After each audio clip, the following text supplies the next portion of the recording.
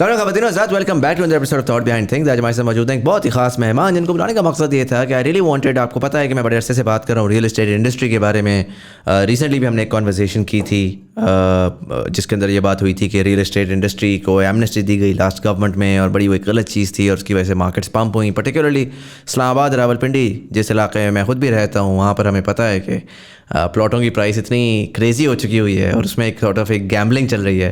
तो मैं बहुत ज़्यादा एक्सप्लोर करना चाह रहा था इस स्पेस को, and so I thought I talk to a builder. A builder is someone as oppose to someone जो कि बस प्लॉटें बना के बेचता है। Builder is directly connected to productivity, जिसकी मैं बात हमेशा करता हूँ कि जॉब क्रिएशन, प्रोडक्टिविटी। सो उसके अंदर आई थॉट कि let's go talk to a builder and also let's figure out कि आखिर ये इंडस्ट्री है क्या, आखिर इसके पीछे इकोनॉमिक्स क्या है इस इंडस्ट्री की, और इसमें काम कैसे होता है। आज हमारे साथ मौजूद हैं ज़ीशान अकरम कुरैशी साहब। He is the founder and CEO of Zem builders, one of the premier builders in Islamabad. Sir, thank you so much for being part of the show. Thank you Muzammil, how are you? अल्लाह का शुक्र है ज़ीशान भाई। Conversation को मैं start करूँगा just trying to understand, आप पैदा कहाँ पे हुए थे और अर्ली लाइफ आपने कहाँ पे गुजारी? मैं पैदा लाहौर में हुआ और वहीं पे अर्ली लाइफ गुजारी, अल्हम्दुलिल्लाह। अगर आप अपनी पैसिव इनकम के बारे में परेशान है, खासकर आजकल की इकोनॉमी में जहां पर ऑलरेडी कैश कंटिन्यूअसली बर्न हो रहा है और इन्फ्लेशन हमें मार रही है, तो I am proud to announce that this video is in partnership with Sarmaya financials. They are offering 2 very cool trainings, capital market fundamentals, जिसमें आप स्टॉक्स और म्यूचुअल फंड्स में इन्वेस्ट करना सीखेंगे और अंडरस्टैंड करेंगे कि आखिर एक कंपनी के अंदर क्या ऐसे फंडामेंटल्स होते हैं जिनको आपने देखना होता है टू फिगर आउट कि वो एक अच्छी कंपनी है टू इन्वेस्ट इन। और दूसरी ट्रेनिंग है टेक्निकल एनालिसिस मास्टर क्लास, जिसमें आप सीखेंगे कि किस तरीके से हम different tradable assets like commodities, forex, stocks, crypto के अंदर थोड़े से पैसे लगाकर बहुत ज़्यादा पैसे बना सकते हैं। पर्सनली ये ट्रेनिंग मैंने भी ली है and it's absolutely phenomenal. The link to the trainings are in the description below. Check them out and become financially healthy. And now back to the podcast. ठीक है, और उसके बाद मुझे बताएं कि जो जॉब्स थी वो भी आपके साथ साथ चल रही थी? जॉब्स भी साथ साथ चल रही थी। तो कहाँ कहाँ पे आपने की? मैंने सेल्स की भी जॉब की, मैंने पेप्सिको कॉर्पोरेट में भी जॉब की। फिर आफ्टर ग्रेजुएशन मैंने पेप्सिको में जो जॉब मिली मुझे, अल्हम्दुलिल्लाह that was a wonderful experience for मी।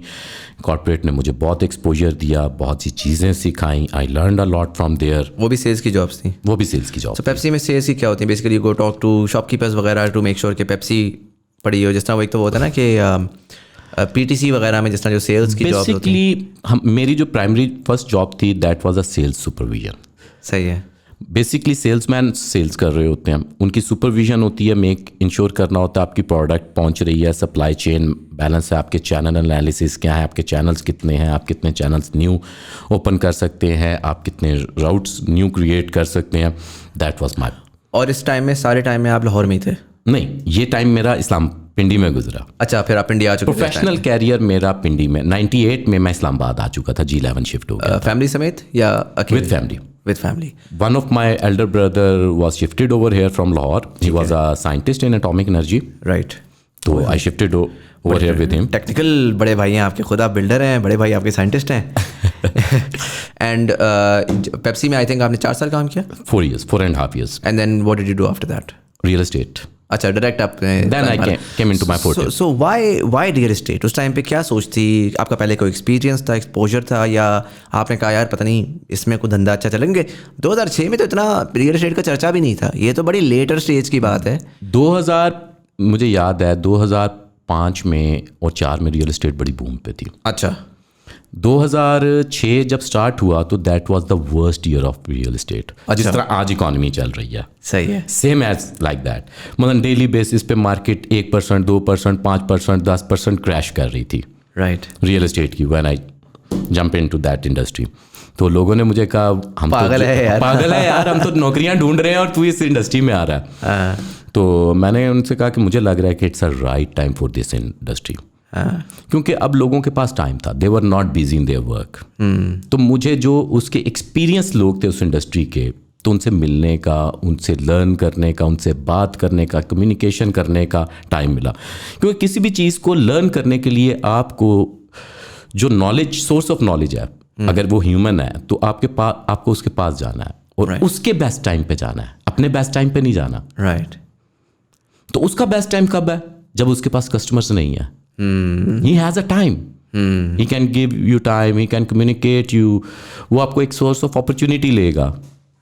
तो इट इज़ द टाइम जब आप उससे कुछ नॉलेज गेन कर सकते हैं, आप अपनी फील्ड में एक्सेलरेट कर सकते हैं। बड़ी इंसाइटफुल बात है, बिकॉज लॉट ऑफ टाइम्स होता क्या है कि लोग जो है ना वो शाइनी फ्लैशी चीज़ों के पीछे जाते हैं, तो वो देखते हैं कि यार मार्केट में इस वक्त कौन सबसे ज़्यादा इन है, मैं उसके पीछे जाऊँ जो कि टाइम नहीं देगा। और जो आई मीन अगर उस टाइम पे रियल एस्टेट ज़्यादा नहीं चल रही थी तो उस टाइम पे तो वो थोड़ा अनकूल लोग थे ना, because they not making lot of money, but वही टाइम है उनसे सबसे ज़्यादा सीखने का। हाँ, आप बिल्कुल ठीक बात कर रहे हो। It was a very difficult time for a real estate में कहते थे कि उस वक्त एजुकेटेड लोग आया नहीं करते थे, और कॉर्पोरेट के लोग तो स्पेशली नहीं आया करते थे कि यार कॉर्पोरेट, उस दौर में हमारे पास कॉर्पोरेट ऑप्शंस क्या थी।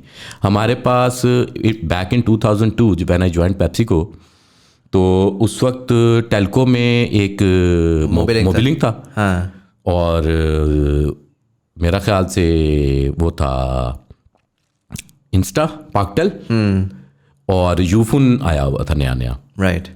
तो ये आपके यूफुन लोकल में था, और कॉर्पोरेट में आपका आ जाए तो PepsiCo, Coca Cola, Lever, Reckitt, और होम अप्लायंसेस में डॉलेंस वगैरह, कुछ 10, 12, 15, 20 इंडस्ट्रीज उस वक्त कॉर्पोरेट में आपके पाकिस्तान में काम कर रही थी। एक्सटेंसिव नहीं थी, मतलब डॉलेंस वगैरह इतना एक्सटेंसिव नहीं था। जो होम अप्लायंसेस वगैरह तो बड़े थोड़े थोड़े छोटे छोटे यहाँ पे लोकल स्टोर्स वगैरह बस चीज़ें ला के रख रहे थे, कोई ऐसे खास उस तरह से। बिल्कुल ऐसे ही था उस वक्त। तो पाकिस्तान में मैन्युफैक्चरिंग भी नहीं हो रही थी, सारे इंपोर्ट होके आ रहा था, और उसके बाद जाके तो ये मैन्युफैक्चरिंग सिस्टम और ये सारा कुछ स्टार्ट बड़े हुआ। घरों के शशके थे, छोटे मतलब मिडिल क्लास इसमें नहीं आई थी अभी के यार, वो डेफिनेटली consumer tech में। ऐसे ही था। अच्छा, सो जब आपने रियल एस्टेट में आए तो स्टार्ट में इनिशियली आप मार्केटिंग साइड पे आए, मतलब क्योंकि obviously did you jump in and become a builder, या नहीं, ऐसा तो नहीं हो सकता कि आप सोएं और सुबह सोने के पहाड़ आपके साथ वाले पिलों पे मौजूद हो। पहले ये बताएं आपकी फैमिली बैकग्राउंड कैसा है, आप लोग अमीर लोग थे? बेसिकली एक मिडिल क्लास फैमिली से मेरा ताल्लुक था। माई father was a government servant, my even grand father was a government servant. ठीक है। और मेरे फादर भी गवर्नमेंट सर्वेंट थे, मेरे तमाम भाई भी जॉब्स ही कर रहे हैं। My father was a civil engineer. ठीक है। हम 5 बहन भाई हैं, और I am a younger most. अच्छा, यू आर द यंगेस्ट। ऐसा नहीं था कि आपके पास खानदानी जदी पुश्ती पैसा था जो कि आपने उठाया? बस एक भाई घर था। अच्छा। जो हमारा जो एक मिडिल क्लास में होता है, इनहेरिट होता है, एक भाई घर चल रहा होता है, जो कि सारे बहन भाई उसी के अंदर ही फिट हुए हैं। सफेद पोश क्या नाम लेते हैं, सरकारी मुलाजिम अपनी ज़िंदगी के एंड में बचा सकता है। हाँ, तो वही एक घर होता है, तो वही वालिद साहब का एक घर था। राइट। तो आपने अपने पे जो रियल एस्टेट की जर्नी है, how did you grow, what was the, अगर मैं ब्रेक डाउन करूँ उसको, तो वो किस तरह से आपने? देखिए, मैं जब रियल एस्टेट में आया ना, तो एक तो मार्केट डाउन थी। फिर उसमें मैंने देखा कि इस इंडस्ट्री में लोग क्लियर पिक्चर नहीं पोर्ट्रे करते। तो मैं पेप्सिको में था, तो हमारी एक वर्कशॉप हुई। वो वर्कशॉप बड़ी इंटरेस्टेड थी। उस वर्कशॉप में हमें एक स्पीच दी गई। उस स्पीच में कहा गया कि यार, एक सेल्समैन को भेजा गया है अफ्रीका, जीएम को, बूटों की फैक्ट्री के लिए एक कंसाइनमेंट दे के शिपमेंट का, कि ये तुमने वहाँ जाके भेजनी है। वो जीएम वहाँ पे पहुँचता है सेल्स का, वो कहता है अफ्रीका में तो शूज़ ही किसी ने नहीं पहने हुए। तो वो कहता है जी इधर तो मार्केट ही नहीं है, it's a dead market for shoe. वो कहता है सारी कंसाइनमेंट वापस कर दो। सारी कंसाइनमेंट वापस आ जाती है। कुछ अरसे बाद कंपनी को दोबारा ख्याल आता है, कंपनी दोबारा एक बंदा भेजती है। तो वो बंदा जाता है, वो देखता है यहाँ पे तो शू ही किसी ने नहीं पहने। वो कहता है कंसाइनमेंट डबल कर दो। कंपनी गॉट क्रेजी, क्या इधर इतनी बड़ी मार्केट इतने अरसे में बन गई? उसने कहा नहीं, इधर तो कोई भी शूज़ नहीं पहन रहा। तो कहता जब कोई भी नहीं पहन रहा तो इट्स अ वर्जिन मार्केट, तो we can capture it, capitalize it. सोच का फर्क है। वर्जिन मार्केट है, तो उसने जाके उधर कंसाइनमेंट डबल कर दी, ट्रिपल होती गई, और they got the highest volume. Same like that recently अभी आया टिम हॉर्टन, पाकिस्तान नहीं आता था। टिम हॉर्टन लाहौर में लॉन्च हुआ जब, तो उसने टिम हॉर्टन की एक दिन की किसी भी शहर की किसी भी ब्रांच की रिकॉर्ड सेल कर दी। तो देखें, जब तक कोई चीज़ आप अप्लाई नहीं करेंगे, कोशिश नहीं करेंगे, ट्राई नहीं करेंगे, तब तक तो आप, उससे पहले भी तो फेलियर ही है। हाँ। So you have to try something. Right. So what did you start, when you started off with it, what were you doing at the time? मैं रियल एस्टेट में आया, I have very limited funds, और जिसमें कि मसलन एक मैंने काम स्टार्ट किया, और बस चलना शुरू हुए कि इन्वेस्टमेंट्स भी कोई नहीं थी पास, जेब में हाथ खाली थे, लेकिन एक विजन था। फिर मैं आपको बता रहा था कि रियल एस्टेट में आया तो लोगों बहुत ज़्यादा क्लियर नहीं बोलते थे। मैंने कहा that is a very fertile market. तो मैं वापस, फिर वो आपको अभी सुनाई मैंने कोक वाली स्टोरी। हाँ। तो मैंने कहा यार, इसमें तो बड़ी अच्छी चीज़ है, लोगों से क्लियर बात करो। हाँ। और लोग तो ढूंढ रहे हैं ऐसा बंदा कि जो उनको रियल एस्टेट लेके भी दे दे और बात भी क्लियर करे और झूठ भी ना बोले और धोखा भी ना दे उनके साथ हो। मैं कहा इससे अच्छी मार्केट क्या है कि मसलन आपने जो मार्केट के नॉर्म्स चल रहे हैं उससे हट के थोड़ा सा काम करना है। तो उसके बाद तो बहुत सारा कस्टमर तो ऑलरेडी अलाइंड है, सिर्फ आपने अपना रिप्यूट, गुडविल और वर्किंग स्टाइल उस तक कम्युनिकेट करना है। राइट। तो इवेंचुअली सक्सेस आपको फॉलो करती है, फिर अल्हम्दुलिल्लाह यही हुआ।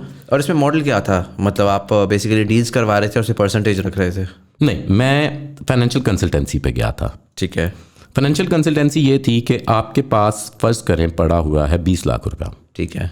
मैंने कहा आप रियल एस्टेट में इन्वेस्ट करेंगे हम इस टाइम से इस टाइम फ्रेम तक, तो इसमें हम ये ROI अर्न कर सकते हैं। ठीक है। उस ROI के मुताबिक इस ROI की मैं ये परसेंटेज लूँगा अगर हम इस टारगेट को इस टाइम फ्रेम में अचीव करेंगे। तो ये कंसल्टेंसी मैंने स्टार्ट में प्रोवाइड की थी। और इसमें होता क्या था कि आप बेसिकली फाइल्स खरीदते थे? फाइल्स नहीं, मैं फाइल्स की तरफ स्टार्ट से ही नहीं गया, बेसिकली मैं प्लॉट्स की तरफ गया। मतलब जो चीज़ अभी आपने देखी नहीं, जिसका वजूद नहीं, तो उसका मैंने काम भी नहीं किया। हाँ। मेरी ज़्यादातर कोशिश ही यही होती है। इस हमारी इंडस्ट्री का मतलब है रियल एस्टेट। रियल का मतलब असल, एस्टेट का मतलब ज़मीन। राइट। असल ज़मीन। तो जो ज़मीन सामने नज़र आ रही है थ्रू आउट माई लाइफ, मैंने उसी ज़मीन पर काम किया। इंटरेस्टिंग। और कितना अर्से आपने ये चलाई, जो ये मार्केटिंग कंपनी थी एसेंशियली, या फाइनेंशियल कंसल्टेंसी कंपनी जो थी? ये चलती रही, तकरीबन आज भी चल रही है मेरी, ये ज़ीशान एस्टेट मैनेजमेंट के नाम से चल रही है वो चल रही है। लेकिन उसमें अब मैं नहीं होता हूँ, तो लेकिन अब वो कंसल्टेंसी वैसी हो नहीं सकती है। हाँ। क्योंकि कंसल्टेंसी जब भी आप करेंगे तो तब आपको खुद ही काम करना है। राइट। तो आपको वन मैन शो ही रहना है, आपको सारे काम खुद ही करने हैं। क्योंकि जब आपको किसी ने, जिस तरह एक डॉक्टर है तो डॉक्टर अपना प्रोफेशन किसी को नहीं दे सकता पेशेंट को चेक करने के लिए, तो इसी तरह फाइनेंशियल आप ये समझ लें कि financial consultancy is like a financial doctor. तो डॉक्टर अपना प्रोफेशन किसी और को हैंड ओवर नहीं कर सकता। तो लेकिन चल रहा है, लेकिन अच्छा चल रहा है। लेकिन बिल्डर्स को इस वक्त हम ज़्यादा फोकस कर रहे हैं, क्योंकि बिल्डर्स जो है इस वक्त पाकिस्तान की ज़रूरत है। Why do you think so? Basically Pakistan में हाउसिंग का शॉर्टफॉल है, प्लॉट्स का शॉर्टफॉल नहीं है।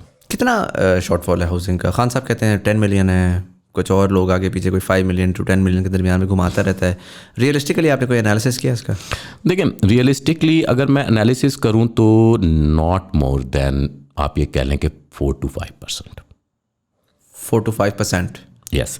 और अगर पॉपुलेशन नहीं, अगर मैं अगेंस्ट द अवेलेबल इन्वेस्टमेंट की बात करूं, अगर जो लोग अफोर्डेबिलिटी हाउसेस की बात करूं कि जो लोग अफोर्ड कर सकते हैं घर, तो उसमें 2 या 3 या 4% का हमारा शॉर्टफॉल होगा।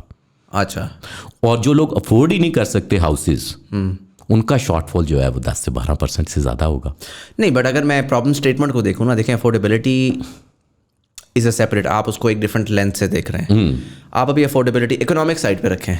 ठीक है। मैं बेसिक एक बात करता हूँ। पहला मैं ये कहता हूँ कि पाकिस्तान के अंदर एक तो हमारी जो पॉपुलेशन डेमोग्राफिक है वो जिस तरीके से आया हुआ है, आपके पास नौजवान पॉपुलेशन बहुत बड़ी है। Yes. ठीक है, बल्कि एक नंबर ये कहता है कि 49% आपकी पॉपुलेशन 18 से 30 साल की उम्र की है। जिसका मतलब ये है कि अगले 30 सालों में इन तमाम लोगों को अपनी होम ओनरशिप चाहिए। ठीक है, ये यानी कि 30 साल बाद 18 साल वाला होगा 48 साल का, और 30 साल वाला 60 साल का होगा। ये भी मैंने 30 साल ज़्यादा कर दिया। मेरा ख्याल है 15 से 20 साल के अंदर आपको इन तमाम 49% यानी कि 1 करोड़ 10 लाख 11 करोड़ लोगों को हाउसिंग यूनिट्स चाहिए। मतलब 50% of Pakistan population, Pakistani population. Obviously उसमें बहन भाई भी हैं, उसमें सारा कुछ है, वो उस तरह से वो करती है। कुछ लोगों के आदों की शादियां भी होंगी। हाउसिंग सेक्टर की बिहेवियरियल को थोड़ा सा समझ लें आप, स्टैट्स को एनालिसिस करने के लिए। हाउसिंग सेक्टर में एक घर में एवरेज 5 से 6 लोग रहते हैं मिनिमम। ठीक है, 5 मरला के घर में। नहीं, but that's what I am saying ना, कि my thought is the reason why I am saying this is कि एक तो पहला मैंने ये बोला कि आपके पास पॉपुलेशन डेमोग्राफिक ऐसा है कि वो आएगा हाउसिंग की उसमें बाइंग मार्केट के अंदर। दूसरा एक सोशल सिस्टम चेंज हो रहा है। हम आप बड़े हुए हैं, 5 बच्चे 6 बच्चे एक ही घर के अंदर बड़े भी हो गए, उसके बाद शादियां भी हो गई, सब मिल मिला के रह भी रहे थे। वो हम साथ साथ आए या बागबान चल रही थी। और आज का नौजवान बड़ा फ़र्क है। वो एट अ सर्टन पॉइंट वो जाता है और जाके वो अपने पेरेंट्स से नहीं बात करता। वो भाई बैठते हैं और कहते हैं यार भाई तू देख ले, तू भी अपना कर ले, तू भी अपना कर ले, क्योंकि ये सुबह शाम एक दूसरे के खप में नहीं गुजारा चल रहा। ऐसे ही है। जिसमें जो वो शशका था ना कि 1 कनाल का घर बनाएंगे, टॉर होगी, उसमें 4 बेटे साथ रहेंगे, वो शायद अब शिफ्ट कर रहा है, वो कह रहे हैं यार 3-3 मरले के 4 घर बना लेंगे, लेकिन सब अब एक इंडिपेंडेंट, एक प्राइवेसी के साथ रहेंगे। फिर इसी तरीके से जो मुझे उसमें यूटिलिटी नज़र आती है, वो नज़र आती है जो खासकर इस्लामाबाद, कराची वाले ये पहले कर गए थे, इस्लामाबाद में अब जो यूटिलिटी आएगी जिसमें साफ सी बात है हर बंदे की औकात नहीं होगी वो घर ले सके, लेकिन हर बंदे की औकात ज़रूर हो सकती है कि वो अपार्टमेंट में एक अपार्टमेंट ले सके, राइट। तो जो वो न्यूक्लियर फैमिलीज का कॉन्सेप्ट आएगा उसमें मुझे लगता है कि डिमांड, अभी तो मुझे लगता है हमने नेट प्रैक्टिस कर, रियल एस्टेट में हमने नेट प्रैक्टिस की है इस मुल्क के अंदर। जो एक्चुअल डिमांड हिट होने वाली है ना, वो इतनी तेज़ है और इतनी बड़ी है कि हमें पता ही नहीं है कि वो क्या है। सो उस कॉन्टेक्स्ट में अगर मैं आपसे पूछूं, मुजम्मिल बड़ी वैलिड बात की है। ये बात आपने ऐसे की है कि जैसे आप खुद एक रियल एस्टेट डेवलपर या कोई बिल्डर हैं, उसमें अपना बिजनेस प्लान किया हुआ है आपने पूरा पाकिस्तान में करने के लिए। बिल्कुल आप ठीक बात कर रहे हैं। देखें, पाकिस्तान में इससे पहले फ्यूल प्राइसेस बिलो वर्थ थी, हम पेट्रोल सस्ता बेच रहे थे इंटरनेशनल मार्केट से। अब जो प्लान बनने जा रहा है उसमें पेट्रोल इंटरनेशनल मार्केट प्राइसेस के बराबर हो जाएगा, जिसका मतलब यह है कि पेट्रोल 300 रुपीज़ 275 पर लीटर कॉस्ट करेगा आपको यहाँ पे जाके। अब सिटी आउटस्कर्ट्स में आप प्लॉट्स तो काटी जा रहे हैं, लेकिन जॉब अपॉर्चुनिटीज सिटी आउटस्कर्ट्स में नहीं है। और सिटी आउटस्कर्ट्स में वो लोग जा रहे हैं जो इनके पास ऑलरेडी रिसोर्सेज कम है, ज़हन में रखिएगा। अब जब वो सिटी आउटस्कर्ट्स में जा रहे हैं और पेट्रोल महंगा हो रहा है तो उनकी ट्रांसपोर्टेशन कॉस्ट जो है उनकी लिविंग कॉस्ट से ज़्यादा बढ़ जाएगी, और तब भी जाके इनकी फाइनेंशियल मिसमैनेजमेंट हो जाएगी। तो अल्टीमेटली पाकिस्तान को अपने मेट्रो सिटी में वर्टिकल ग्रोथ पे जाना ही जाना है, अपनी फ्यूल कंजम्पशन कॉस्ट को बचाने के लिए, अपनी सिक्योरिटी को अलाइन करने के लिए, अपनी लिविंग कम्युनिटी को बचाने के लिए। अच्छा मुझे एक बात बताएं, सबसे पहले तो जो मैं बार बार कहता हूँ, आप इंडस्ट्री में रहते हैं, आपको बेहतर इसका इल्म होगा, ये क्या चल रहा है जो ये प्लॉट फाइल वाला ड्रामा है, ये कि does this justify, is there any justification for it कि यार ये गुजर खान में 1 लाख प्लॉट बिक गया, इस्लामाबाद में बड़ा सारा प्लॉट बिक गया और वो अब डबल हो जाएगा और ट्रिपल हो जाएगा, और मेरा दोस्त आता है कहता है यार 6 लाख रुपए दे दे, मैं फाइल घुमा के ना तो 40 लाख वापस कर दूंगा। मतलब इट डजंट मेक सेंस कि this is just money, productivity तो कोई नहीं हो रही, money is being moved from one guy to another, और ये वेगस है इन माय ओपिनियन। बेसिकली देखें, इसमें मुजम्मिल हमारी एक प्रॉब्लम है कि हम भाग किस चीज़ के पीछे रहे हैं। हमारी पूरी कौम पैसे के पीछे भाग रही है। तो पैसे, जब आप कहते हैं कि फ्रॉडिया भूखा नहीं मर सकता जब तक लालची जिंदा है, तो हम पैसे के पीछे भाग रहे हैं या अपनी ज़रूरत के पीछे भाग रहे हैं। हम रियल एस्टेट में ये समझे बगैर कि इसमें आया हमें प्रॉफिट होगा, हम इसमें क्यों इन्वेस्ट करें, क्या इन्वेस्ट करें, सिर्फ पैसे के लिए लोग इन्वेस्ट कर रहे हैं। बहुत से लोग प्लॉट्स में, और बहुत से लोग इसलिए आउटस्कर्ट्स में इन्वेस्ट कर रहे हैं प्लॉट्स में कि प्लॉट एक सस्ती कमोडिटी होती है आउटस्कर्ट्स में, और उनकी अफोर्डेबिलिटी में आ जाता है कि चलो यार 10 साल बाद, 20 साल बाद, 25 साल बाद। लेकिन इसका ड्रॉबैक ये होता है कि 20, 25, 30 साल के लिए इकॉनमी का जो वो पैसा है, जो कंस्ट्रक्शन है, इंफ्रास्ट्रक्चर डेवलपमेंट है, वो आइडल होकर पड़ी रहती है। और इस्लामाबाद में अगर मैं आपसे पूछूं पिछले 20 साल में कितने कोई प्लॉट बिके होंगे? पिछले 20 साल का तो नहीं, मैं 5 साल का आपको बता देता हूँ। तो अप्रॉक्सीमेटली 1 मिलियन प्लॉट तो बिक चुका है पिछले 5 से 7 साल में। सेपरेट प्लॉट नया प्लॉट, न्यू क्रिएशन डेवलपर ने प्लॉट मार्केट में अप्रॉक्सीमेटली इतना बेच दिया होगा। और लास्ट 5 आबादी कितनी है इस्लामाबाद रावलपिंडी की मिला? अगर हम दोनों को ऐड कर लें और डिस्ट्रिक्ट रावलपिंडी और इस्लामाबाद पूरे को ऐड कर लें, कैपिटल को, और अगर हम जोन 1 को नहीं, पूरे इस्लामाबाद कैपिटल को कैपिटलाइज कर लें, तो नॉट मोर देन 4.67 मिलियन। अच्छा, तो 1 लाख प्लॉट का मतलब ये हुआ कि 1 मिलियन प्लॉट का मतलब ये हुआ कि पूरा इस्लामाबाद रिलोकेट करेगा उधर, वरना तो डेफिनेटली पूरा, जितनी इस्लामाबाद की पॉपुलेशन है, अगले 10 से 15 साल में हमें इतनी ही पॉपुलेशन और चाहिए to sustain and grow this. अब देखें, फ्यूल भी महंगा होता जाएगा। अब ये लेमैन इसलिए प्लॉट ले रहा है कि सस्ता है आज। अब जॉब्स अपॉर्चुनिटी हमेशा, वो इस वजह से भी ले रहा है कि सस्ता है, और वो इस वजह से भी ले रहा है कि पता नहीं इस ख्वाब में कि डबल ट्रिपल हो जाएगा और पता नहीं मैं मिलियनेयर बन जाऊंगा। इसका वो लॉटरी है, plot is a lottery. Basically हम लोग ये चाहते हैं पैसा कमाना, ये नहीं जानते कि पैसा कमाना कैसे है, पैसे ने आना कैसे है। रातों रात अमीर बनना चाहते हैं। देखें, अगर आप एक निज़ाम कुदरत है, आप जिस चीज़ के पीछे जितना भागेंगे उसने आगे भागना है। एक्शन एंड रिएक्शन फोर्स ये न्यूटन ने फाइंड नहीं की थी, अल्लाह ने डेवलप की थी जब दुनिया बनाई थी। तो ये मैकेनिज्म इंसानों की ज़िंदगी में भी बिहेव कर रहा होता है। देखें, जिस इंसान के से आप प्यार भी करते हैं तो आप उसके पीछे भाग रहे होते हैं, वो आपसे आगे आगे भाग रहा होता है, और जब आप उसको ख्वाहिश आपकी ख़त्म हो जाती है वो इंसान भी वापस आ जाता है। तो इंसान जब सैराब बना के किसी चीज़ को उसके पीछे भाग रहा होता है तो शराब में कुछ मिला नहीं करता। तो इसीलिए बहुत से लोग जो है इस लालच में जब इन्वेस्ट करते हैं विदाउट नोइंग, देखें किसी भी चीज, जिस तरह आप अपने बच्चे को स्कूल दाखिल कराने जाते हैं तो सबसे पहले देखते हैं कि यार स्कूल की रेपुटेशन क्या है। ये स्कूल जो है, इसके जो बच्चे हैं जो पढ़ के एक्स स्टूडेंट्स हैं वो आज कहाँ बैठे हुए हैं, उनकी पोजीशनिंग कहाँ है, उनके रिजल्ट्स क्या हैं, इस स्कूल ने क्या एजुकेशन दी है, एजुकेशन स्टैंडर्ड्स क्या हैं, इनके टीचर स्टैंडर्ड्स क्या हैं। तो लेकिन जब हम रियल एस्टेट में अपनी हार्ड अर्न मनी को इन्वेस्ट करने जा रहे हैं तो हम इस चीज़ों की फोरकास्ट को भूल जाते हैं। हमारी आंखों के आगे एक चीज़ आनी शुरू हो जाती है, पता नहीं शायद हम इन्वेस्ट कर देंगे तो एकदम रातों रात अमीर हो जाएंगे।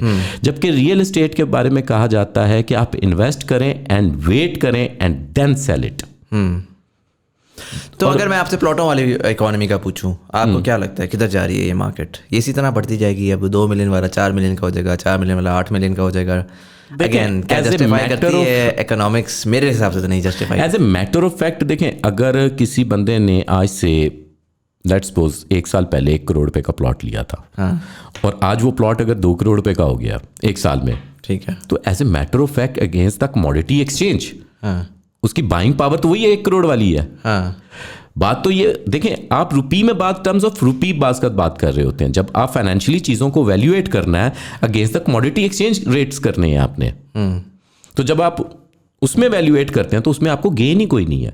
रादर देन दैट, अगर आप इसकी बजाय किसी शॉप में या अपार्टमेंट में इसमें या ऑफिस में इन्वेस्ट करें और उसको रेंट आउट कर दें, तो आपको अगर गेन नहीं आ रहा तो उसके साथ साथ लेकिन आपको कम से कम रेंटल इनकम तो आ रही है, जो कि 5% 6% एनुअल है। अगर दुबई में आप बात करते हैं, इंटरनेशनल मार्केट में बात करते हैं जो इन्वेस्टमेंट फ्रेंडली है, उनमें 7 8 9% तक जा रही है। लेकिन जब पाकिस्तान की इकोनॉमी में इन्फ्लेशन इतनी ज़्यादा है, जिसकी वजह से डेप्रिसिएशन ऑफ रुपी इतना ज़्यादा है, तो इसकी वजह से रेंटल ROI कम है। लेकिन जैसे ही ये डेप्रिसिएशन जाने कम हो जाएगी। नहीं sir, I don't agree with you. I don't agree कि ये इन्फ्लेशन का मसला है। आई थिंक कि ये बेसिक प्रॉपर्टी प्राइसेस देखें, it's a demand and supply problem. The fact is कि you need to justify at the end of the day कि यार मैं अगर 4 करोड़ रुपए की प्रॉपर्टी बना के बेच रहा हूँ, वही आपकी वाली बात कि मैं इस्लामाबाद में, ठीक है, मैं 4 करोड़ रुपए का अपार्टमेंट बेचता हूँ ना इधर लेट्स से ब्लू एरिया के मेन नए ब्लू एरिया के अंदर, तो उसके ऊपर जो बंदा काम कर रहा होगा ना, वो मेन सिटी इस्लामाबाद में जो कर रहा है उसकी तनख्वाह भी ज़्यादा होगी। यहाँ पे बिजनेस ज़्यादा है, ठीक है, तो उसकी तनख्वाह ज़्यादा होगी तो उसकी औकात ज़्यादा होगी कि वो उस अपार्टमेंट को रेंट महंगे पैसों पे करे। This is what I said. वही 4 करोड़ रुपया जब मैं DHA का घर बनाता हूँ तो उसके ऊपर मुझे इतना सा किराया आता है, right? You have to be logical. Like आप जाके बहरिया टाउन फेज 15 में घर बना रहे हैं और फिर एक्सपेक्ट कर रहे हैं कि लोग इसको आके रेंट करेंगे, शायद वो ना करें, 30 साल बाद करें। You have to be smart with city planning, with where the economy is. It has to make sense. मगर मैं इस बारे में बहरिया टाउन को बड़ा वाइज कहूँगा कि लास्ट मेरा ख्याल है कि कोई 10 ईयर्स से बहरिया टाउन ने रावलपिंडी इस्लामाबाद में कोई लॉन्चिंग नहीं किया। बहरिया इस्लामाबाद में लास्ट में ख्याल से इनक्लेव में इन्होंने लॉन्चिंग की थी 2013 में, और उसके बाद सिचुएशन को हैंडल करते हुए देखें अभी भी बहरिया टाउन जो है इटसेल्फ मेरा ख्याल है मोर देन 40% वेकेंट है। तो वो उसी को ही ग्रो करवा रहे हैं अभी तो उसी को ही ग्रो और इनहैबिटेड होने में टाइम लगेगा। और बैक इन 2002 फेज़ 8 लॉन्च हुआ था। फेज़ 8 में 17,000 प्लॉट थे, फिर बाकी कुछ एडिशंस होते गए और वो अभी तक वो कवर नहीं हुई चीज़ें, बैरिया की फिल नहीं हुई। तो बाकी चीज़ें अभी 1 मिलियन प्लॉट आया है मार्केट में, तो इसको इनहैबिटेड होते होते एक टाइम चाहिए, लाइफ स्पैन चाहिए। मेरा ख्याल है next generation, it's a planning for the next generation, not for this generation. Right, but that's what I am saying कि नेक्स्ट जनरेशन को करंट इकोनॉमी के अंदर, करंट इकोसिस्टम के अंदर मुझे तो नहीं वो हाउसिंग यूनिट्स मिलते हुए नज़र आ रहे। बिकॉज द फैक्ट इज़ कि आपके पास एक बहुत बड़ी पॉपुलेशन है जिसको चाहिए है, हमने पहले भी इसके बारे में बात की। उनको जो हाउसिंग यूनिट्स चाहिए हैं वो आपको बन नहीं रहे। प्लॉट हैं, प्लॉट ज़रूर हैं। एयरपोर्ट के लेफ्ट राइट, हमारे इस्लामाबाद एयरपोर्ट के लेफ्ट राइट 2-2 करोड़ रुपए का प्लॉट पड़ा हुआ है। देखिए वो प्लॉट पड़ा ही हुआ है, मैं इसलिए कोई घर नहीं बन रहा। आप मुज़म्मिल थोड़ा सा एक चीज़ आप समझ लें, रियल एस्टेट को इस मुल्क ने खड़ा करना है। अगर आप रियल एस्टेट को नहीं खड़ा करेंगे तो ये मुल्क नहीं खड़ा हो सकता। किसी भी मुल्क की इकोनॉमी की फाउंडेशन रियल एस्टेट है, क्योंकि रियल एस्टेट के पीछे 45 इंडस्ट्रीज टू 60 इंडस्ट्रीज चल रही हैं। अब जब ये 45 टू 60 इंडस्ट्रीज चल रही हैं, इसके पीछे लोगों को जॉब्स अपॉर्चुनिटीज मिल रही हैं, रुपए की इकोनॉमी को सर्कुलेशन हो रही है। एक वो रुपया एक ही है जो 10 हाथों में घूम के वापस आ रहा है जब इकोनॉमी में सर्कुलेशन हो रही है। बिल्कुल ऐसे ही है। इकोनॉमी बिहेवियर का हमारा ये आज का टॉपिक नहीं है कि हम उसके ऊपर डिस्कस करते हुए आगे चलते हुए। Of course. तो रियल एस्टेट के हमें समझना होगा सेगमेंट्स कितने हैं। रियल एस्टेट के 3 सेगमेंट्स हैं। एक रियल एस्टेट का सेगमेंट है डेवलपर, एक बिल्डर, एक ट्रेडर। ठीक है। अब डेवलपर जो है वो प्लॉट्स बनाता है, ठीक है। बिल्डर उसके ऊपर आके कंस्ट्रक्शन करता है। ठीक है। अनफॉर्चुनेटली इस्लामाबाद ने या गवर्नमेंट ने कोई ऐसे सेक्टर्स बिल्डर्स के लिए डेवलप ही नहीं किए। इंटरनेशनली क्या होता है कि गवर्नमेंट डेवलप किया करती है कि आए यार, ये हमने प्लॉट्स डेवलप किए हैं, बिल्डर्स आए, ये हम नया टाउन, नई कम्युनिटी डेवलप करने जा रहे हैं, बिल्डर्स को इनवाइट किया जाता है। अब यहाँ पे क्या होता है कि गवर्नमेंट तो आगे एक्सपेंशन ही कहीं नहीं ले रही, प्राइवेट सोसाइटी ने हाउसिंग सोसाइटी की एक्सपेंशन लेनी है, लेकिन अनफॉर्चुनेटली वो एक्सपेंशन इतनी अनप्लैंड और इतनी ज़्यादा हो गई है कि जिसकी वजह से हमारी इकॉनमी का पहिया चोक हो गया है, स्टक हो गया है वो पैसा। अब यही पैसा अगर बिल्डिंग इंडस्ट्री में लगेगा, जो कि cities with in the cities होंगी, जो जिनमें आके लोग रह रहे होंगे, जिनमें दुकान चल रही होगी, तो अगेन इकॉनमी का सर्कुलेशन मूवमेंट आएगी। तो हमें इकोनॉमी के बिल्डर सेक्टर को प्रमोट करना है। और ब्रोकर के लिए या ट्रेडर के लिए तो ये प्रॉब्लम नहीं है, वो प्लॉट बेच रहा है या दुकान बेच रहा है या अपार्टमेंट बेच रहा है। अब ये होगा कि हम या तो बिल्डर्स को हमने फ्यूचर में ख़त्म करके डेवलपर वाली साइड पे जाना है, और हमने अपनी ग्रीन लैंड को ब्राउन करते जाना है। ठीक है। और जिससे ऑलरेडी हमारी जो अर्बन लिविंग है अप्रॉक्सीमेटली 40% के करीब पहुंच चुकी हुई है, और which is not an healthy sign for any country. हमारी जो है रूरल एरिया वो तकरीबन ख़त्म होता जा रहा है। एग्रीकल्चर कंट्री था, एग्रीकल्चर प्रोडक्शंस ख़त्म होती जा रही हैं। अगर हम पिंडी इस्लामाबाद की बात ना करें, लाहौर की बात करें, तो लाहौर की तमाम फर्टाइल लैंड्स के ऊपर आज हमने हाउसिंग सोसाइटी, जिसका रिजल्ट ये निकला कि आज हमें गंदम भी इंपोर्ट करनी पड़ रही है। वर्टिकल ग्रोथ मतलब रियल एस्टेट, ये हमारी ज़मीन जो है इस मुल्क का एसेट है। इस एसेट को बड़ा स्मार्टली हमने यूज़ करना है। हमें इसकी वर्टिकल ग्रोथ पे जाना है। जब हम वर्टिकल ग्रोथ पे जा रहे हैं, लैंड थोड़ी यूज़ हो रही है, बाकी रिसोर्सेज ज़्यादा यूज़ हो रहे हैं, हमारा जो असल रियल एस्टेट सोर्स है वो भी बच रहा है। हमारी जो है क्या नाम लेते हैं मूवमेंट, वो भी कम हो रही है, क्योंकि एक ही बिल्डिंग में अगर 400 हाउसेज हैं, एक 10 कनाल की बिल्डिंग बन जाएगी तो उसमें 400 हाउसेज हैं। 10 कनाल पे अगर हम प्लॉटिंग करने जाएंगे तो 5 मरले के कितने प्लॉट बन जाएंगे? 40% लैंड तो वैसे ही वेस्ट हो जाएगी। पीछे आपके पास 6 कनाल लैंड रह जाएगी। 6 कनाल में अगर आप 5 मरले के प्लॉट बनाते हैं तो 30 प्लॉट्स बनेंगे, और इसी वर्टिकल ग्रोथ में आपके 400 to 500 रेजिडेंशियल यूनिट्स बन जाएंगे। और ये वो रेजिडेंशियल यूनिट्स होंगे जिनमें अगर कोई रह नहीं रहा, खुद नहीं रहना चाह रहा, तो रेंट आउट कर देगा। मतलब इसका कोई पर्पस ऑफ इन्वेस्टमेंट, प्रोडक्टिविटी होगी ना, प्रोडक्टिविटी है। प्लॉट के पीछे कोई प्रोडक्टिविटी नहीं है। ठीक है। सो थोड़ा सा मैं कॉन्वर्सेशन को चेंज करता हूँ। मुझे ये बताएं कि इस टाइम के ऊपर क्या आपको लगता है कि रियल एस्टेट में इन्वेस्ट करना चाहिए? This is the right time to invest. Plots के ऊपर, रियल एस्टेट के ऊपर। अब ये आपकी अपनी सिलेक्शन है। कॉन्वर्सेशन में मैंने बता दिया कि बिल्डिंग में क्या है और इसमें क्या है, इसमें भी दोबारा एलैबोरेट कर देता हूँ। देखें, लैंड जो है वो लोकल चीज़ है, और कंस्ट्रक्शन जो है वो लोकल और मटेरियल और कमोडिटी एक्सचेंज है। अब आपका इस वक्त जितने लोगों ने हाफ प्रोजेक्ट्स कंस्ट्रक्ट कर लिए हैं, उन्होंने आज से 6 महीने पहले के डॉलर के 150 रुपये के रेट के ऊपर उन्होंने कर दिया। आज अगर 150 के रेट पे जो रेट चल रहा था आज से 6 महीने पहले बिल्डर्स का, आज भी वही रेट चल रहा है, क्योंकि मार्केट डाउन है। आज अगर कोई ओवरसीज पाकिस्तानी इसमें इन्वेस्ट करता है और अगले 6 महीने में जो कि हालात ठीक होने जा रहे हैं, तो डेफिनेटली इस कमोडिटी एक्सचेंज ने भी कुरेक्शन लेनी है, जो कि रियल एस्टेट कुरेक्शन सबसे आखिर में आती है और बड़ी कुरेक्शन और रैपिडली आती है। तो डेफिनेटली वो 150 रुपये के डॉलर के हिसाब से अगेन पाकिस्तान में इन्वेस्ट करेगा, और जब वो पाकिस्तान में रिकवरी लेगा तो वो अपनी प्राइस जो है वो 300 रुपये के डॉलर के हिसाब से बेच रहा होगा, क्योंकि प्रॉपर्टी ने भी अपनी रिकवरी तो लेनी है, अपनी रियल कमोडिटी एक्सचेंज रेट के ऊपर आना ही आना है। राइट। तो बिहेवियर्स तो है, इसमें इन्वेस्टमेट अपॉर्चुनिटी है, ये सबसे बड़ा टाइम होता है। देखें, बट इस केस जब में गाड़ी एक चीज़ है, जब कोई गाड़ी इस केस में आपने वो आपने बात बोली, आपको एक नेचुरल लाइफस्टाइल से बात बताता हूँ। जब कोई गाड़ी चलने लगती है और सफ़र स्टार्ट करती है और आप उसमें भाग के बैठने की कोशिश करते हैं तो 90% चांस होता है डिज़ास्टर होता है। और जब एक गाड़ी रुकी होती है तो आप अपनी मर्जी की सीट लेते हैं, अपनी मर्जी की जर्नी प्लान करते हैं, अपना पूरा थॉट प्रोसेस को प्लान करते हैं। अब रियल एस्टेट की गाड़ी इस वक्त रुकी हुई है, it's a right time to invest. Warren Buffett कहता है कि जब मार्केट से सब लोग बायर हों then you have to be seller, और जब सब लोग सेलर हों then you have to be a buyer.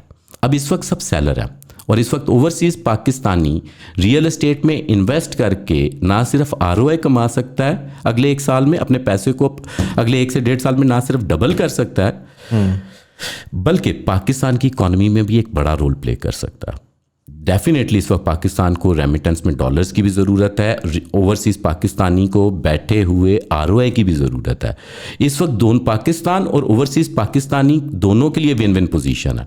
लेकिन मैं सजेस्ट ये करूँगा ओवरसीज़ पाकिस्तानी को कि जहाँ भी इन्वेस्ट करें पूरी रेपुटेशन के साथ और पूरी थॉट प्रोसेस के साथ और पूरे उस कंपनी के ब्रांड के इन एंड आउट्स देख के इन्वेस्ट करें। So if I were to ask you between a plot and building, आप इससे ना दगमगा रहे हैं, आप प्लॉट को क्लियरली बोल नहीं रहे कि प्लॉट में ना इन्वेस्ट करो, क्योंकि साफ सी बात है, construction I get it, commodity है, 150 रुपये पे बायो ईवी है, स्टील 170 की थी, ठीक है, आज 300 की है। डॉलर 170 रुपये का था, स्टील 170 रुपये का था। हाँ, डॉलर आज 280 रुपये का है, स्टील भी आज 290 रुपये का। बिल्कुल ऐसा ही है। तो वो तो जस्टिफाइड डायरेक्ट करता है, प्लॉट पे तो नहीं करता। प्लॉट के ऊपर तो मेरा साथी ख्याल ये है कि प्लॉट के ऊपर जो पैसा डाल रहे हैं उससे तो बेवकूफ़ आदमी कोई नहीं है। देखिए, इस वक्त हम एक चीज़ तो डिस्कस कर चुके हाँ। कि Rawalpindi Islamabad is not a fertile market for plots. ठीक है, ऑलरेडी ज़रूरत से ज़्यादा प्लॉट आ चुका है, डिमांड सप्लाई में सप्लाई बहुत ज़्यादा है, बहुत ज़्यादा। मसलन ये समझें कि अगर ये 1 मिलियन प्लॉट रेडी हो जाता है तो अगले 40 साल से 50 साल इस शहर को मजीद प्लॉट्स की ज़रूरत नहीं है। हाँ, और इसमें अभी हम हाई राइज भी ऐड करेंगे तो वो भी ऐड होती जाएगी। और हाई राइज देखें, जब आप हॉरिजॉन्टल ग्रोथ पे जाते हैं तो आप सिक्योर नहीं कर सकते किसी चीज़ को। इंसान हॉरिजॉन्टल ग्रोथ में सिक्योरिटी इश्यूज आ जाते हैं, वर्टिकल ग्रोथ में आपको सिक्योरिटी मैनेजमेंट बहुत आसानी। इंसान की बेसिक नेसेसिटी ये है कि उसको सिक्योरिटी मिले, फ्री ऑफ माइंड मिले। अनफॉर्चुनेटली जब आपको ये चीज़ें नहीं मिलती तो आपकी वर्किंग एफिशिएंसी भी कम होती है। मुझे एक बात बताएं, लास्ट गवर्नमेंट के अंदर एक आई थी एमनेस्टी स्कीम, और उसके ऊपर बड़ा शोर मचता है कि एमनेस्टी स्कीम ने प्रॉपर्टी को बहुत ज़्यादा पंप अप किया। थोड़ा सा मुझे बताएंगे कि किस तरह से वो वर्क की थी? आपके तो इर्द लोग होंगे जाहिर है जिन्होंने। पहली बात तो एक चीज़ ज़हन में रख लें, अनडॉक्यूमेंटेड इकॉनमीज़ का सबसे बड़ा प्रॉब्लम यही होता है कि उनको एमनेस्टीज़ देनी पड़ती है। पाकिस्तान को 80 साल हो गए आज़ाद हुए हुए तकरीबन। इन 80 सालों में हम हर 2 साल बाद, 3 साल बाद, 4 साल बाद एमनेस्टीज़ ही दे रहे हैं। उससे डॉक्यूमेंट होती है इकोनॉमी या बस वो एक साइकिल है? वो बस एक साइकिल है, रेवेन्यू कलेक्शन है, शॉर्टफॉल को रिकवरी फेज़ है, मतलब एक प्रॉपर सोल्यूशन तो नहीं है। बेसिकली जब तक आप बिजनेसमैन को एक फिक्स 5 साल के लिए टैक्स स्लैब और फोरकास्टेड इन्फ्लेशन रेट नहीं देंगे, बिजनेस डिज़ाइन नहीं हो सकता। और इसी तरह एक वक्त आएगा कि पाकिस्तान के बिजनेसमैन पाकिस्तान को छोड़ के जाते रहेंगे और पाकिस्तान सिर्फ और सिर्फ ट्रेडर्स का मुल्क रह जाएगा।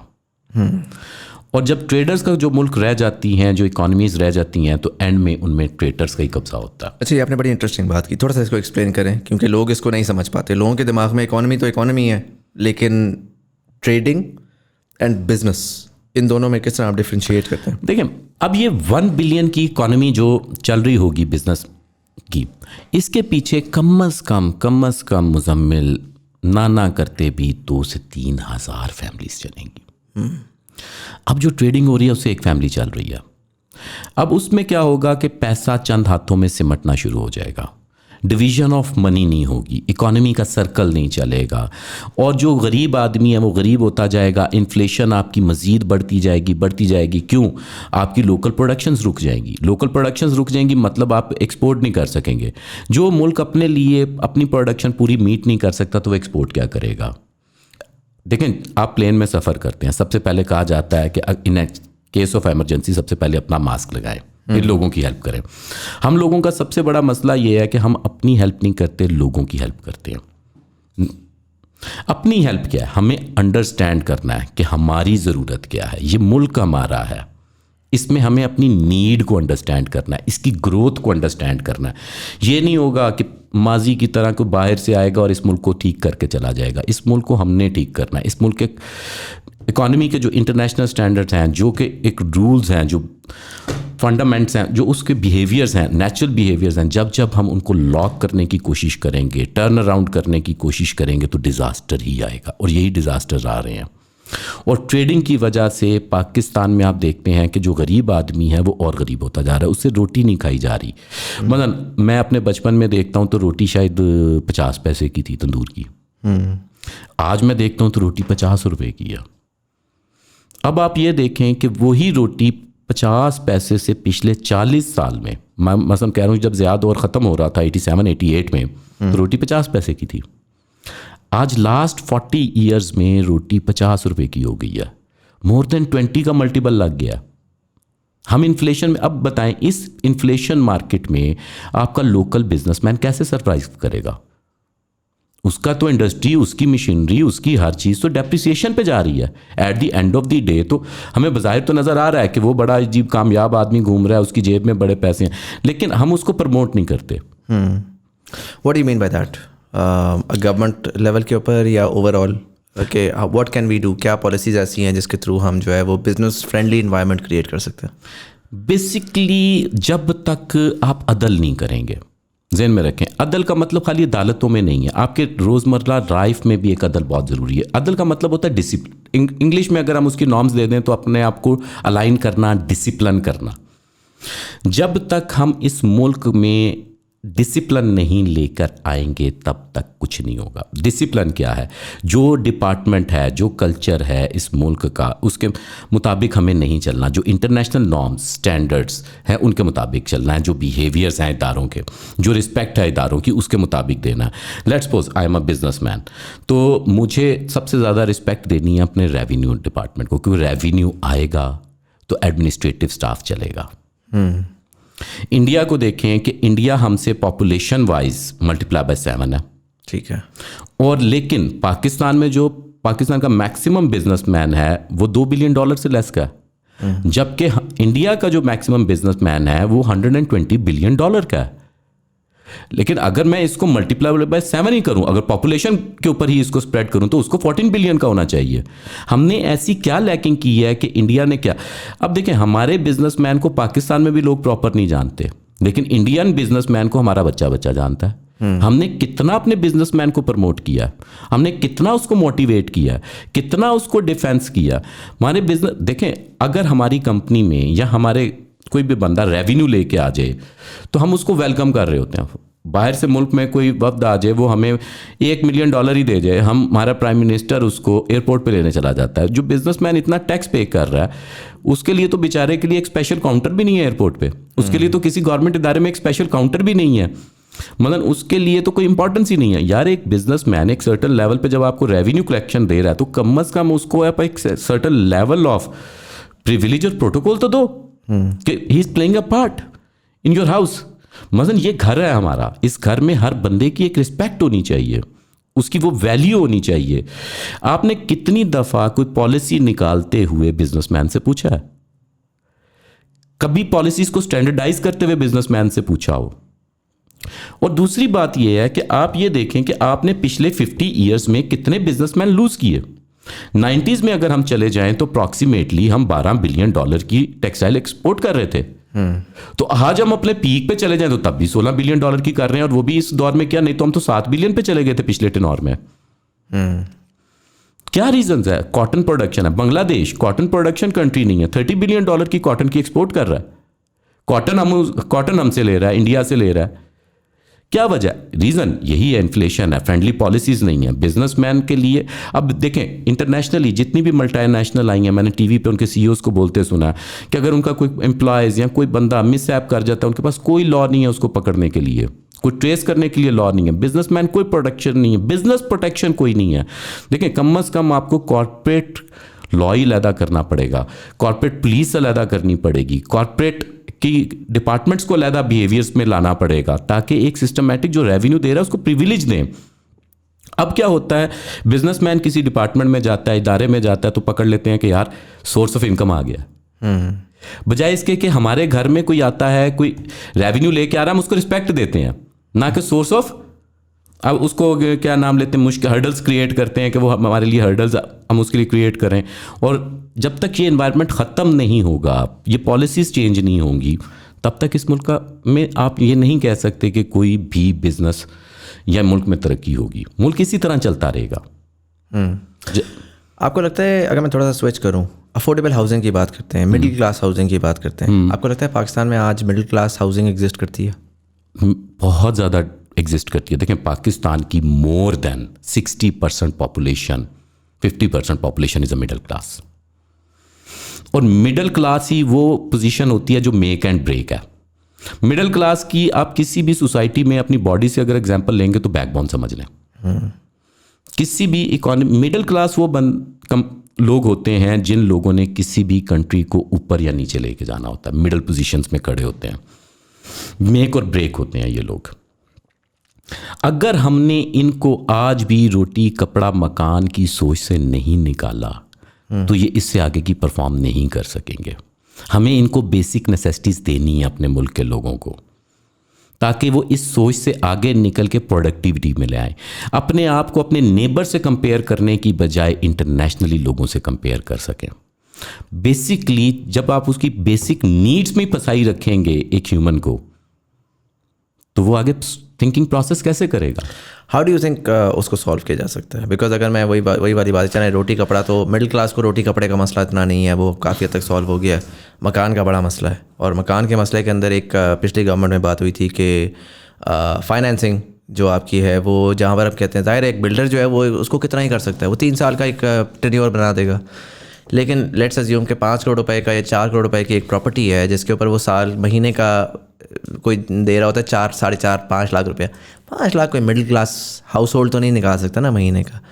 उसी को मैं अगर एक्स्ट्रापोलेट करूँगा, मैं कहूँ यार मैं इसको 30 साल का एक प्लान बना के देता हूँ मॉर्गेज के ऊपर, जिसमें मैं एक परसेंटेज ग्रोथ भी डाल रहा हूँ, जो भी व्हाटएवर, बट मैं 30 साल के प्लान के ऊपर जहाँ पे वो 5 लाख की कॉस्ट थी उसको मैं ले आता हूँ 70-80 हज़ार रुपये में, तो वो मिडिल क्लास वाला सडनली उसके लिए वारा खाना शुरू हो जाएगा। और जहाँ पे मार्केट डिमांड थी लेट्स से 10,000 यूनिट्स की, वहाँ पर शायद 1 लाख 1.5 लाख यूनिट्स पे चली जाए। तो आपको लगता है कि financing is the major reason why middle class की जो हाउसिंग अफोर्डेबिलिटी है वो अभी तक अनफॉर्चुनेटली पूरी नहीं हो पा रही, और मिडिल क्लास छोटे छोटे यूनिट्स के अंदर भरे पड़े 15-15, 18-18 लोग रह रहे हैं? बेसिकली आपकी बात 200% ठीक है। अगर मैं बैक इन पाकिस्तान हिस्ट्री को दोबारा रिवाइव करूं तो 2002 में बैंक लीजिंग को कॉमन किया था मुशर्रफ ने। मुझे याद है कि इन 2002 में इस्लामाबाद की और पाकिस्तान के तमाम मेट्रो सिटीज़ में ट्रैफिक ही नहीं हुआ करती थी। उससे पहले किसी किसी घर में गाड़ी हुआ करती थी, बैंक लीजिंग आई, गाड़ी कॉमन हुई, एक इकॉनमी का मज़ीद ऑटोमोबाइल ने इकॉनमी में रोल प्ले किया उस दौर में। इसी तरह अब बैंक लीजिंग आपकी इन्वॉल्व होनी चाहिए रियल एस्टेट में। जब आपकी इकॉनमी में रियल एस्टेट में बैंक लीजिंग इन्वॉल्व होगी तो अब जो लोग रेंट दे रहे हैं उसकी बजाय वो लीजिंग पे जाएंगे, अब उनके अंदर एक ऑनरशिप आएगी। अब मुझे एक बात बताएं कि इस मुल्क की more than 30% population approximately houseless है, तो इस मुल्क के लिए बेहतर कैसे सोचेगी? वो अपने लिए बेचारी कुछ नहीं सोच पा रही।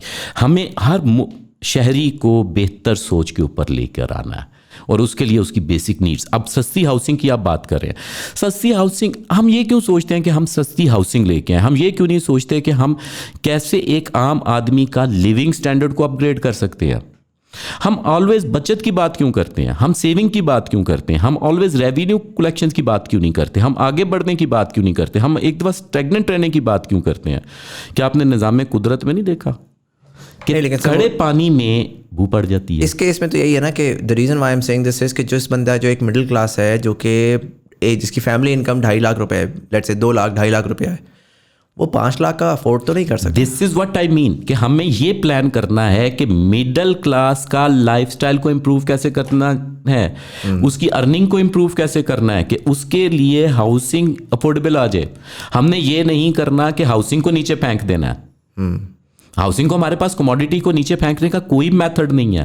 अनटिल एंड अनलेस कि हमारे रिजर्व्स बढ़ जाएं। फाइनेंसिंग में कर सकते हैं ना, अगर 3 साल की फाइनेंसिंग को 30 साल में मैं ले जाऊं तो वो 5 लाख का वो देखिए फाइनेंसिंग में आप उसकी इंस्टॉलमेंट्स को कवर अप कर लेंगे, लोग मिडिल क्लास अकोमोडेट हो जाएगा। लेकिन फिर भी मुझे एक बात बताएं, क्या मिडिल क्लास को 30 साल 40 साल अपनी किस्ती देनी है सारी जिंदगी? देखें, एक मिडिल क्लास 25 साल की उम्र में नौकरी शुरू करता है, 30-35 साल की उम्र में लेट्स सपोज उसने लीज पे घर ले लिया है और 30 ईयर्स की लीज पे जाता है। अगर वो 30 ईयर्स की लीज पे जा रहा है तो अगर उसकी 55 में डिपार्चर हो गया तो उसके बच्चे कहाँ से देंगे?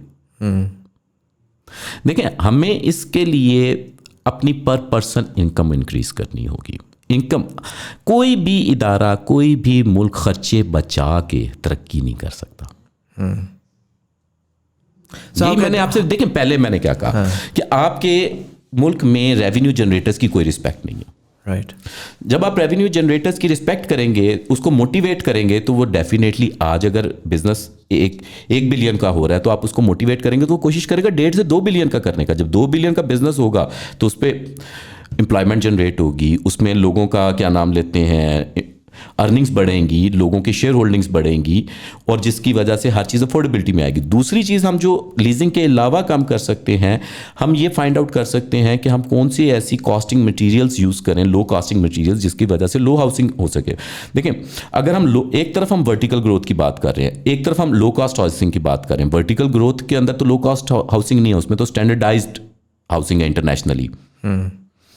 तो एक दूसरी तरफ हम लो कॉस्ट हाउसिंग की बात कर रहे हैं। मतलब हमारी इसमें ये ना कि फॉर एग्जांपल अगर हमारी ये दोनों चीजें मुजम्मिल मिसमैच हैं। अभी पिछले दिनों जो ये गवर्नमेंट का प्लान था उसके बारे में आपको कोई आइडिया है? जो ये पीटीआई गवर्नमेंट ने, देखिए मुजम्मिल, एक मेरी बात को समझें। एक तरफ हम डिस्करेज करना चाह रहे हैं बट हॉरिजॉन्टल ग्रोथ को, राइट, ठीक है, इन दिस कंट्री, राइट। दूसरी तरफ हम बात कर रहे हैं लो कॉस्ट हाउसिंग की, ठीक है। अपनी ही बात को कह रहे हैं कि भाई हम गलत कह रहे हैं। क्यों? देखें, लो कॉस्ट हाउसिंग जो है वर्टिकल ग्रोथ में तो नहीं आ सकती, उसमें तो स्टील वही लगना है उसकी सस्टेनेबिलिटी के लिए। नहीं, वो बिल्कुल आपकी बात दुरुस्त है, लेकिन अच्छा, अगर अब जब आपने लो कॉस्ट हाउसिंग में जाना है तो आप वर्टिकल ग्रोथ पे नहीं जा सकते। क्यों? कंस्ट्रक्शन कॉस्ट तो जो एक regular standardize material construction steel cost हैं वो तो नीचे नहीं आ सकती उसमें। आपको देखें, जब आप उसमें हॉरिजॉन्टल ग्रोथ में जा रहे हैं, सिंगल स्टोरी हाउसिंग में जा रहे हैं, तो तब जाके आपकी मटेरियल लाइट वेट स्ट्रक्चरिंग होगी। ठीक है, लेकिन उसमें 2-3 एरियाज में मैं पोटेंशियली देख सकता हूँ। पहला तो ये है कि एक तो ये कि size of the house definitely I think छोटा होना चाहिए, यहाँ पर बहुत ज़्यादा है, डेफिनेटली उससे कॉस्ट कम होगी। दूसरा ये, मैं तो बार बार इस बात पे पिटता हूँ कि ज़मीन की कॉस्ट, आपने जब बोला कि गवर्नमेंट को खुद से सब्सिडाइज ज़मीन देनी चाहिए, यस, बजाय इसके कि वो जाए और जाके कहे कि यार आप मार्केट में रैंडम ज़मीन उठाओ। मेरे हिसाब से आधी कॉस्ट तो आपकी ज़मीन पे जा रही है ना। यस। सो लो कॉस्ट हाउसिंग में आई टोटली गेट इट। मैं आपको जो आपकी कमोडिटीज़ यूज़ हो रही हैं उसके अंदर, उसके ऊपर तो आप कम कर ही नहीं सकते, आप फाइनेंसिंग कर लें। आपको पहले क्लियर होना है कि आपने लो कॉस्ट हाउसिंग की तरफ आवाम को लगाना है या आवाम का लिविंग स्टैंडर्ड बेहतर करना है। ठीक है, या आपने खर्चे रोकने की तरफ जाना है या रेवेन्यू कमाने की तरफ जाना है।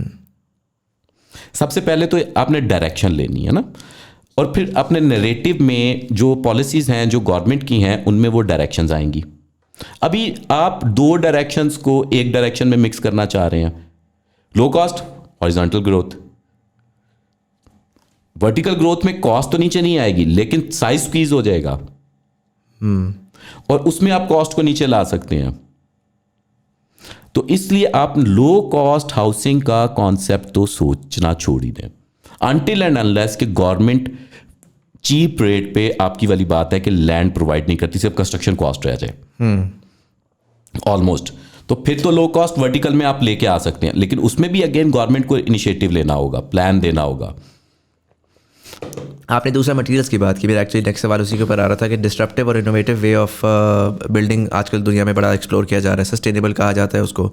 चाइना में हम देखते हैं कि उन्होंने प्री फैब मटीरियल्स यूज़ करके और इस तरह की चीज़ें यूज़ करके they were able to optimize their processes and minimize जो आपकी कॉस्ट ऑफ कंस्ट्रक्शन है, in a way time of construction and cost of construction by optimizing their वो।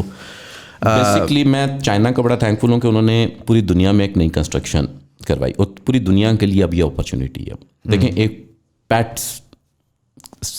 पैटर्न इन्होंने सेट कर दिया चाइना ने, अब इस पैटर्न को ही आपने उठा के लाना है ना। तो क्या हम इसको इंपोर्ट भी नहीं कर सकते? It's not a difficult. Again वही बात है कि आपकी इंडस्ट्रियलाइजेशन रिक्वायर्ड है।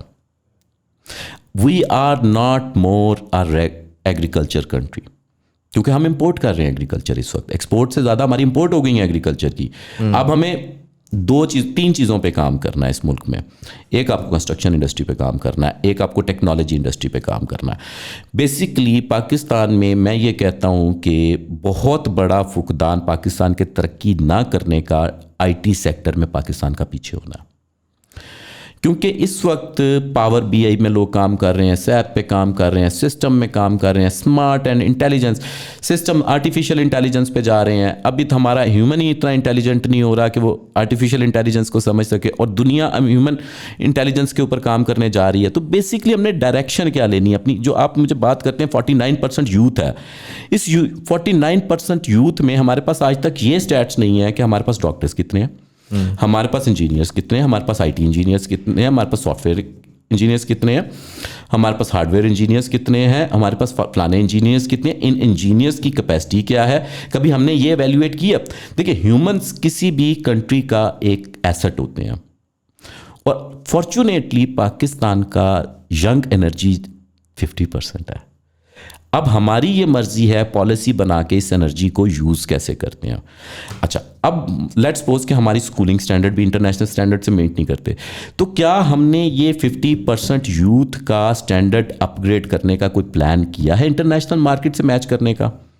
चलें, अगर हमने इंटरनेशनल मार्केट से यूथ का स्टैंडर्ड मैच करने का प्लान नहीं किया, तो क्या यूथ का आईटी और अंडरस्टैंडिंग और बिहेवियरल जो स्टैंडर्ड्स हैं, क्या हमने अपने इदारों के और सिस्टम्स को उनके पैरेलल किया है?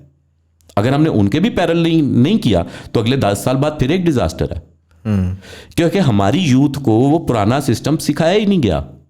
अब जब उसको आके पुराने सिस्टम में काम करना पड़ेगा, वो तो चोकर बन जाएगा, वेस्टेज ऑफ एनर्जी है। तो इस यूथ का क्या करना है? दिस इज अ क्राउड, हम इसको क्राउड बना रहे हैं। इस एनर्जी को डायरेक्शन कैसे देनी है, दिस इज मोर इंपॉर्टेंट। और इसके पीछे गवर्नमेंट को असेस करना है कि कितनी इंडस्ट्रियलाइजेशन हो सकती है, R&D जो आपने बात की। इसी तरह बिजनेस इंटेलिजेंस, बिजनेस R&D आपको दोनों गवर्नमेंट को डेवलप करनी है। बिजनेसमैन के लिए अपॉर्चुनिटीज क्रिएट करनी है। फिर बिजनेसमैन को जब फ्रेंडली इन्वायरमेंट में नजर आएगा, बिजनेसमैन को फॉरम्स नजर आएंगे, बिजनेसमैन को अपने बोलने का मौका मिलेगा, बिजनेसमैन के गिर्द गवर्नमेंट प्रोटेक्शन शील्ड करेगी। जिस तरह अपने बिजनेसमैन, जिस तरह गवर्नमेंट अपने समझ लें कि एग्जेक्टिव्स को, ऑफिसर्स को ऑन करती है, इसी तरह एग्जेक्टिव बिजनेसमैन को ऑन करना पड़ेगा, गवर्नमेंट को ऑनरशिप देनी पड़ेगी, इस अवाम को ऑनरशिप देनी पड़ेगी। देखें, अगर मैं आप एक बात कहते हैं कि पाकिस्तान का एक बिजनेसमैन या दुनिया का एक बिजनेसमैन $1 बिलियन या $2 बिलियन है जी, बहुत अमीर आदमी है, खानी तो उसने भी 2 रोटियां। वो ज़्यादा से ज़्यादा अपनी ज़िंदगी में, अपनी पर्सनल लाइफ पे 25 लाख खर्च लेगा, 10 लाख खर्च लेगा, 20 लाख खर्च लेगा मंथली। आप 5 लाख खर्च रहे हैं, वो 20 लाख खर्च कर लेगा। बाकी जो वो पैसा जनरेट कर रहा है, वो सारे का सारा आप लोगों के काम आ रहा है, वो सर्कल में काम आ रहा है, आप लोगों के ही घर चल रहे हैं। आपने, इस मुल्क ने भी बिजनेसमैन को ऑन करना है, ऑनरशिप देनी है। ये नहीं कहना, देखना कि यार वो बंदा, यार कहीं इसने चोरी करके पैसा कमाया होगा, इसने ये किया होगा। हमने बिजनेस को सपोर्ट करना है, हमने पुश अप करना है, नॉट पुल डाउन करना है। Make sense. मुझे ये बताएं, असद उमर साहब आए थे अभी रिसेंटली, तैमूर जगड़ा साहब भी आए थे, दोनों फाइनेंस मिनिस्ट्री में रह चुके हैं। दोनों ने ये बात बोली कि पाकिस्तान में रियल एस्टेट, एग्रीकल्चर और रिटेल को सही तरीके से टैक्स नहीं किया जा रहा। देखिए, रियल एस्टेट में पर्टिकुलरली उन्होंने बोला कि इसको हम टैक्सेशन को फिक्स करेंगे, बिकॉज ये जो है ना सही तरह टैक्स नहीं हो रही। आपके इसमें क्या ओपिनियन है? सर देखें, ये हवा में बातें। मुझे एक बात बताएं, आपके पास रियल एस्टेट की कोई रेगुलेटरी अथॉरिटी तो बना लें पहले, फिर रियल एस्टेट ऑफिस लाइसेंसिंग तो बना लें पहले, फिर रियल एस्टेट एजेंट का क्राइटेरिया तो बना लें, उसकी सर्टिफिकेशन तो बना लें पहले उसकी फाउंडेशन तो कंप्लीट कर लें। देखें, अगर आप ये बात कर रहे हैं कि मैंने पहली स्टेज पे छत डाल देनी है, तो इमारत गिर जाएगी यार। हमारे मसला ही यही है कि हम हमेशा यहाँ बात करते हैं कि हमने बिल्डिंग को पहले दिन ही खड़ा करके छत डाल देनी है, या हमने फाउंडेशन के बाद काम नहीं करना। बेसिकली बीइंग ए बिजनेसमैन, और थोड़ा सा जितना मेरी ज़िंदगी गुजरी, तो मुझे जितना लोगों से इंटरेक्शन हुआ, तो 3 तरह के लोग मुझे मिले ज़िंदगी में। एक वो जो सोचते हैं, प्लान करते हैं, but they are unable to execute, और हम देखते हैं कि वो अपने होप एंड रिजल्ट्स उनके हमेशा डिफरेंट आते हैं और वो डिप्रेशन में चले जाते हैं। एक वो लोग होते हैं, those who can not plan but can execute. अब ये वो लोग होते हैं जिनको एग्जीक्यूटर्स कहा जाता है। किसी भी बिजनेस में या किसी भी जेडीज में वाइटल रोल प्ले करते हैं। क्या हमारे इस वक्त इदारों में कितने प्लानर बैठे हुए हैं, कितने एग्जीक्यूटर्स बैठे हुए हैं, कितने परफॉर्मर्स बैठे हुए हैं, हमारी ये एवेल्यूएशंस हैं? नहीं है ना हमारे पास। पहले हमें ये एवेल्यूएट करना है कि हमारी स्ट्रेंथ क्या है। जब तक आपको अपनी स्ट्रेंथ नहीं पता, गवर्नमेंट को अपनी स्ट्रेंथ नहीं पता, अपने वीकनेस नहीं पता, तो आप किसी पे अटैक क्या करने जाएंगे, किसी को क्या एजुकेट करने जाएंगे? सबसे पहले तो जितने भी ब्यूरोक्रेसी है या जितने भी पॉलिटिशियंस हैं, जितने भी सिस्टम ओरिएंटेड लोग हैं, उनको पहले काम सिस्टम पे करना है, इंफ्रास्ट्रक्चर डेवलप करना है। इस वक्त इंफ्रास्ट्रक्चर जो है किसी भी दुनिया में रोड का इंफ्रास्ट्रक्चर नहीं है मोर इम्पॉर्टेंट, इस वक्त आईटी का इंफ्रास्ट्रक्चर मोर इम्पॉर्टेंट है। आईटी है जिसने पूरी दुनिया को आपस में नेटवर्किंग के ज़रिए जोड़ दिया है, इस दुनिया को ग्लोबल विलेज बना दिया है। लेकिन कल को क्या हमारे पास कोई अपने व्हाट्सएप, फेसबुक इस टाइप की चीज़ें हैं? क्या हमने प्लान की हैं? नहीं की हैं। 22 करोड़ हमारी आवाम है। इस 22 करोड़ की आवाम से हमने कोई बिजनेस अपॉर्चुनिटीज़ जनरेट करने की कोशिश की है लोकल बिजनेसमैन के लिए? नहीं।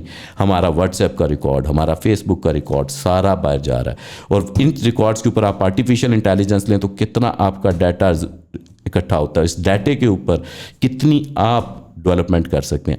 देखें इस वक्त दुनिया क्या कहती है, डाटा इज़ एवरीथिंग।